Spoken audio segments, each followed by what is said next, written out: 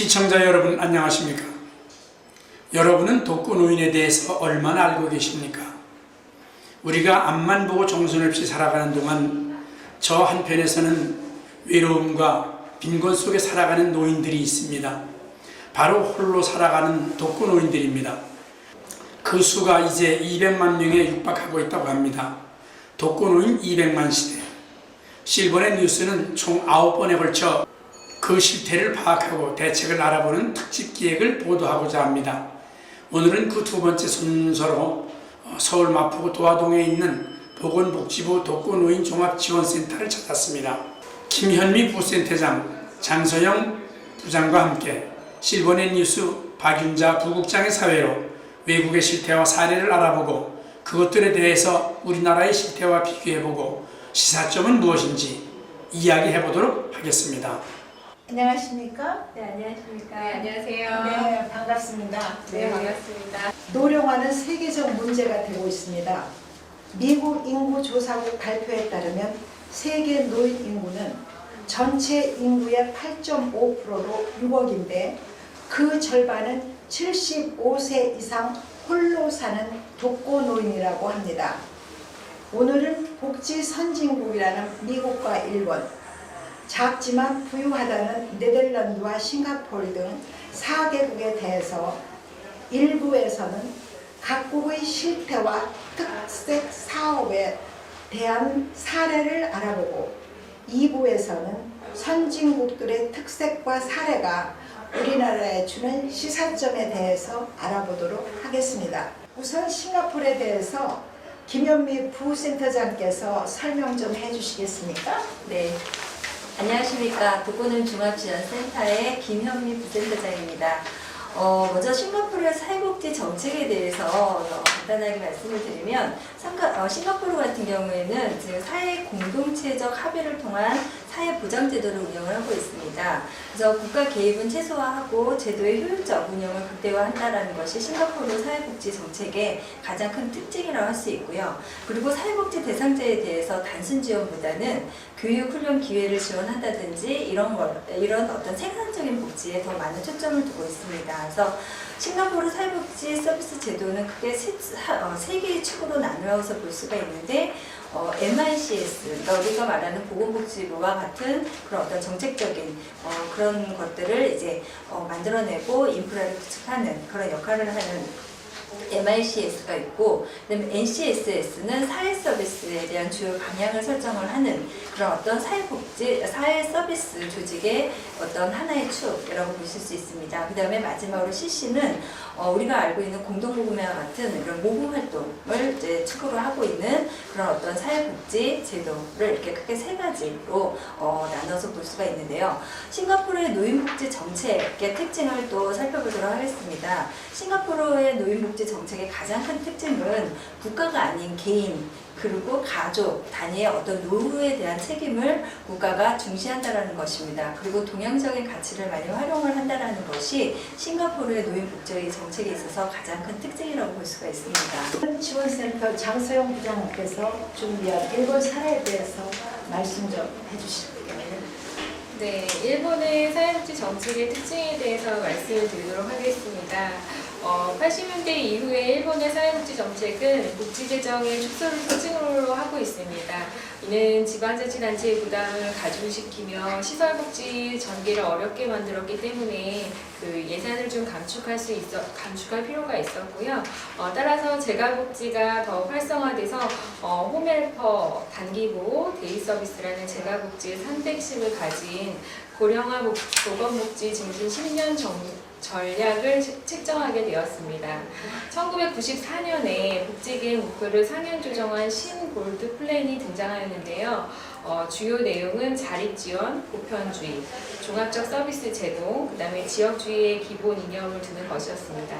1995년에 개호 서비스에 대한 요구가 확대되면서 정책의 주요 이념이 수정되었는데요. 그 결과로 일본의 사회보장 추진 원칙인 보편성과 종합성, 권리성, 유효성이 확립될 수 있었습니다. 자, 일본의 노인복지 정책에 대해서 그럼 다시 한번 세부적으로 알아보도록 하겠습니다. 일본의 노인복지 정책으로 소득보장 제도를 먼저 말씀드릴 수 있는데요. 공적연금, 생활보호, 그다음에 취업 및 고용 안정 정책 등이 있습니다. 공적연금은 기초연금을 20세 이상 60세 미만의 국민이 가입할 수가 있고 25년 이상 가입할 경우에 65세부터 지급이 가능합니다. 노령복지연금은 국민연금 제외 대상자로서 일정 소득 이하의 노인에게 70세부터 지급이 되고 있습니다. 또한 피고용자 연금은 소득 비례로 연금을 지급하고 있습니다. 생활보호 부분은 공적연금을 받지 못하거나 받더라도 최저생활에 미치지 못하는 사람들에게 생활부조, 그다음에 주택부조, 교육부조, 출산부조, 생업부조, 장제부조 등의 생활보호제도를 마련하고 있습니다. 마지막으로 취업에 대한 부분들은 1945년, 47년에서 49년에 출생하신, 그러니까 세계 제2차 대전 전후 세대 베이비부머 세대들이죠. 이 단카이 세대들이 대거 2012년부터 은퇴하면서 일본의 또 새로운 축으로 등장하게 되었습니다. 이들에 대한 취업 활동도 활발하게 이루어지고 있고 또 이들이 역시 취업을 못할 경우 창업을 하는 경우도 또 있어나서 굉장히 단카이 세대가 경제적으로 많은 활력을 주고 있다고 합니다.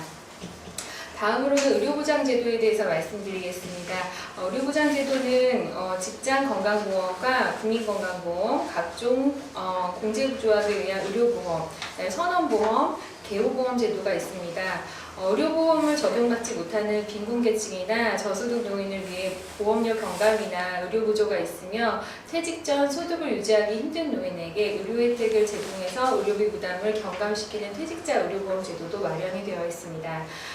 익히 아시겠지만 일본은 1994년에 개호보험 제도를 도입을 하면서 수혜 대상자 65세 이상 또는 40세 이상 65세 미만의 의료보험 가입자 중에서 특정 질병 대상자에게 개호보험을 제공을 하고 있습니다.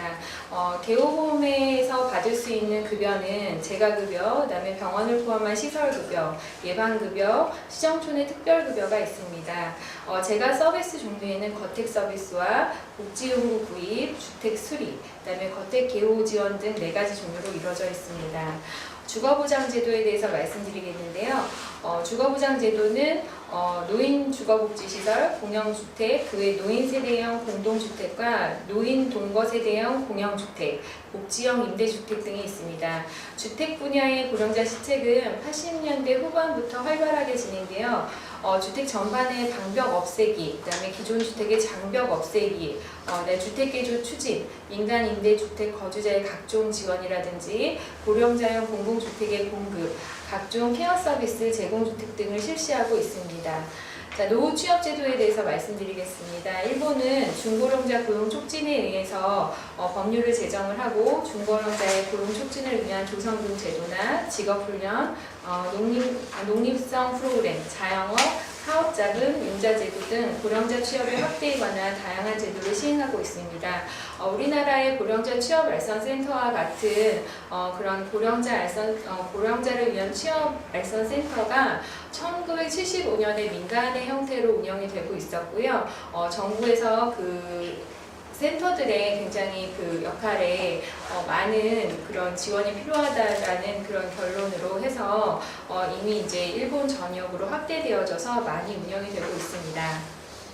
노인 서비스 제도에 대해서 말씀드리겠습니다. 일본은 그 사사복지 대책에 근거한 노인 서비스 제도를 운영하고 있는데요. 심신의 상황에 따라서 이용하는 특별 야호, 노인홈, 야호 노인홈, 경비 노인홈 등 다양하게 있고요. 통원 이용 시설인 노인복지센터, 노인 데이 서비스 센터, 노인 쇼트레이 시설 등이 있습니다. 또한 사회참여 촉진을 위한 재가복지 대책에 근거한 노인 서비스 제도에서는 노인복지시설 부설 작업소, 데이 서비스 시설, 노인 휴식의 집, 노인 휴양홈, 개호 사업의 파견, 개호인의 파견, 그다음에 노인 복지 전화에 대여, 고령자 무료 직업 소개소, 노인 클럽, 노인 대학, 노인 학교 등이 있습니다.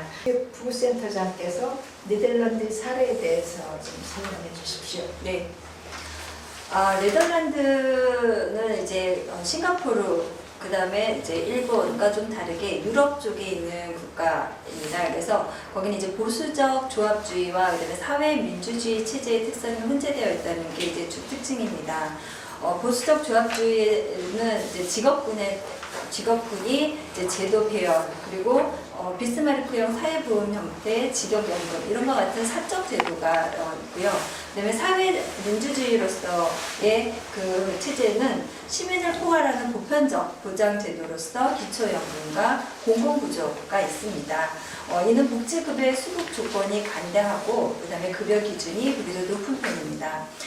그렇지만 네덜란드에 있어서 사회복지의 가장 중요한 특징은 이런 보수적 조합주의와 사회민주주의가 어떤 합의된 그런 합의주의가 전통적으로 내려온다는, 그래서 사회조합주의가 발전하고 있다는 것이 가장 큰 특징이라고 보실 수가 있습니다. 또한 그 네덜란드의 사회복지 제도는 3층의 체계를 가지고 있습니다. 첫 번째는 피용자를 대상으로 하고 있는 피용자 보험 제도인데요. 이것은 이제 가장 오래된 역사를 가지고 있습니다. 예를 들면 상병보험이나 장애보험, 그리고 실업보험, 의료보험 등이 여기에 포함이 되고요. 두 번째 층은 전 국민을 대상으로 하는 국민보험 제도입니다.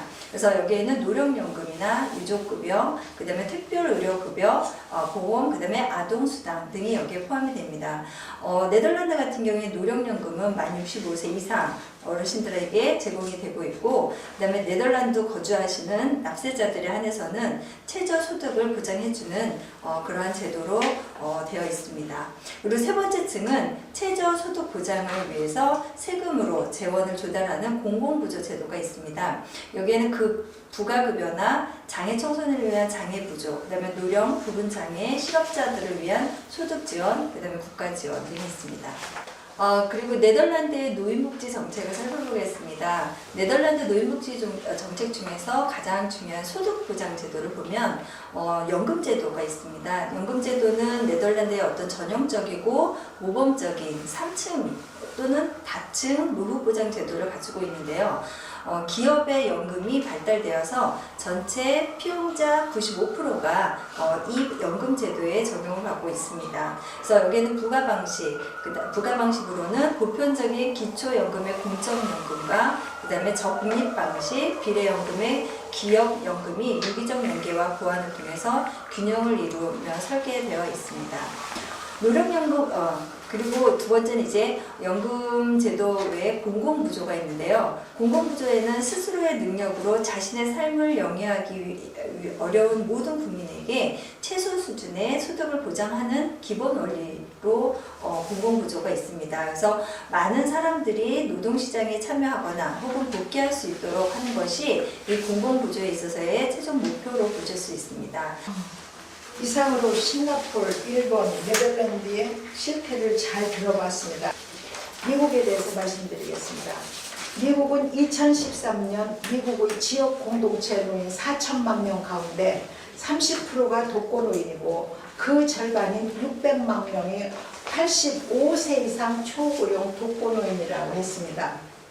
물론 빈곤, 고독, 사회적 고립, 건강 문제, 감각 부족 등 이는 세계 어느 나라나 공통된 노인의 현상이지만 미국의 경우 90% 이상의 독거노인이 겪는 외로움은 일반 노인보다 훨씬 큼에도 불구하고 그들은 자주적인 독립을 열망합니다.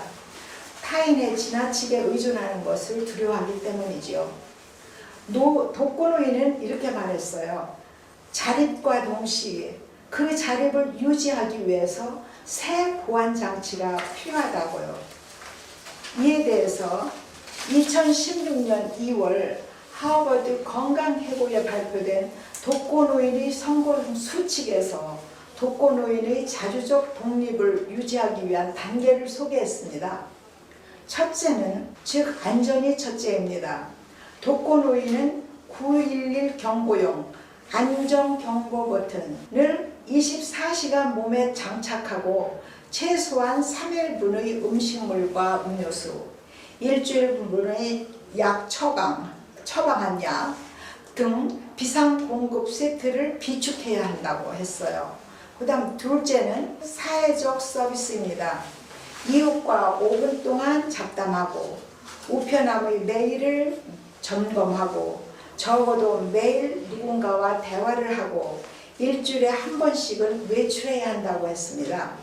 세 번째는 편의시설 서비스는 일상생활이 어려울 때 필수 요건입니다. 약국, 식당, 식품점, 복지관, 교통편등, 배달 연계 교통버스 서비스를 최대한 이용하고 여기에 개인 돌봄이 이러한 제도를 이용하면 더 오랫동안 집에서 지낼 수 있어서 양로원행을 피할 수 있다고 했습니다. 지금까지 복지 선진국들의 독거노인 실태와 사례, 특색 사업 등을 잘 알아보았습니다. 이상으로 오늘은 복지 선진국이라는 미국과 일본, 작지만 부유하다는 네덜란드와 싱가포르 등 4개국에 대해서 알아보았습니다. 장시간 대담에 응해주셔서 감사합니다. 바쁘신데도 불구하시고. 감사합니다. 우리도 언젠가는 홀로 살게 될 것입니다. 바로 독거노인이 되는 겁니다. 우리 이웃과 후손들이 독거노인이 되는 날을 대비해서 선진국의 좋은 제도를 우리 실정에 맞게 잘 도입하고 대책을 마련해야 하겠습니다. 이상으로 실버니 뉴스를 마칩니다. 시청해주신 여러분 고맙습니다.